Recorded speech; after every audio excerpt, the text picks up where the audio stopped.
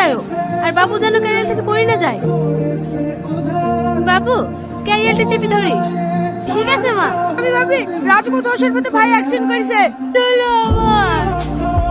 রামিশা, কি করছিস? হেদে বাবুকে নিয়ে খেলা করছি। আমি অ্যালবেস্টারের সাথে খেলা খেলতে গেলাম। এত বৃষ্টিতে খেলতে যাবি? দেখিস পায়েটাই যেন লাগে না। বাবা, তুই যা করছিস, আপন বিটি ছেলে তোকে এরকম করে না। এই ভাত দিছে না, এটা তো সদা ছেলে, তোকে দেখবে। আর তোর তো বয়সের কিছুই হয়নি।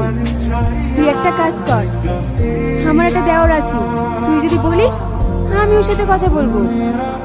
আর তাছাড়া ওর 5 বিঘে জমিও আছে, তুই যদি তুই বিয়ে করিস অনেক সুখী থাকবি। খবরদার, তুই আমাকে সব কথা বলবি না। আর পাড়ার লোক যে কি দেখেছে, সবসময় বিয়ে আর বিয়ে। দেখবি এই ছেলে আমাকে একটা রাজধানী করে রাখবে।